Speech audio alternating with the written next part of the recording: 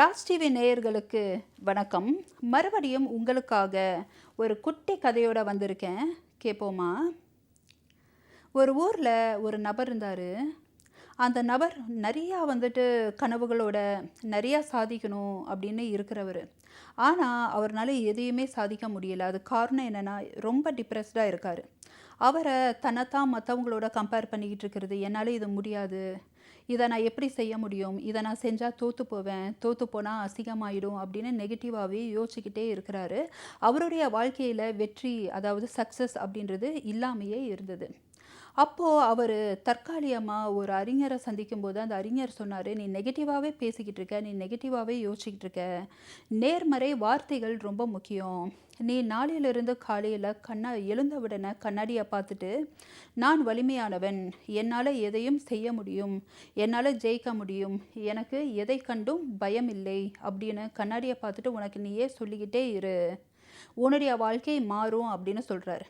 ஆனால் இந்த நபர் அதை ரொம்ப அசால்ட்டாக எடுத்துக்கிட்டு, அது எப்படி சும்மா வார்த்தைகளாக நான் கண்ணாடியை பார்த்து நான் சொல்லிக்கிட்டு இருந்தேன்னா மாறிடுமா? பட் இருந்தாலும் ஒரு பெரிய மனிதர் சொல்கிறாரு, பண்ணி தான் பார்ப்போமே அப்படின்ட்டு இன்ட்ரெஸ்ட் இல்லாமல் காலையில் எழுந்து அந்த வார்த்தைகளை சொல்ல ஆரம்பிக்கிறாரு. இந்த மாதிரி பல நாட்கள் கிடக்குது, பல வாரங்களும் கிடக்குது. அவருக்குள்ள பல வித்தியாசங்கள் அவரே உணர்றாரு. கொஞ்சம் கொஞ்சமாக அவருக்கு பல விஷயங்கள் தைரியம் வருது.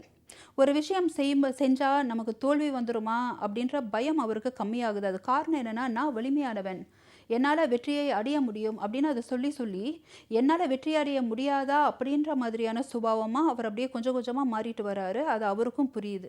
இது எந்த அளவுக்கு இவருக்கு மாற்றம் உண்டாகுது அப்படின்னா, அவர் வேலை செய்கிற கம்பெனியில் அந்த முதலாளிக்கிட்ட அவருக்கு தோண யோசனையை சொல்லி அந்த வியாபாரத்தை பெருசு பண்ணுறதுக்கும் உபயோகப்படுத்துகிறாரு. ஆனால் முதல்ல இருக்கிற மாதிரி இருந்தவர் பயந்துப்பார். அந்த முதலாளிகிட்ட பேசுறதுக்கே பயந்துப்பார். நம்ம யோசனையை சொல்லும்போது அவங்க எடுத்துப்பாங்களா, இல்லை நிராகரிச்சா என்ன பண்ணுறது, இல்லை நம்மளை அசிங்கமாக இன்சல்ட் பண்ணால் என்ன பண்ணுறதுன்னு பயந்துட்டு இருந்தவர் இப்போ தைரியமாக தன்னுடைய யோசனையை முதலாளிகிட்ட சொல்லி அந்த முதலாளி நிறையா ப்ரொமோஷன்ஸ், அதிக சம்பளம்லாம் கொடுத்து இந்த நபரினுடைய வாழ்க்கை தரமே உயருது. நம்ம ஒரு விஷயம் நல்லா புரிஞ்சுக்கணும். நெகட்டிவாக யோசித்து இது முடியுமா, இதை பண்ண முடியுமான்ட்டு யோசிக்கிறது, நெகட்டிவாகவே பேசுகிறது அப்படின்றது நம்மளுடைய வாழ்க்கையை பயங்கரமாக பாதிக்குங்க.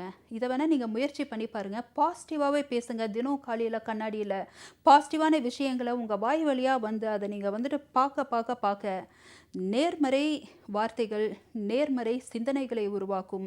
நேர்மறை சிந்தனைகள் உங்களுடைய வாழ்க்கையை ரொம்ப வெற்றி பாதையாக அடையிறதுக்கு உதவி செய்யும். மறுபடியும் உங்களுக்காக ஒரு குட்டி கதையோடு நாளை சந்திக்கிறேன். நன்றி, வணக்கம்.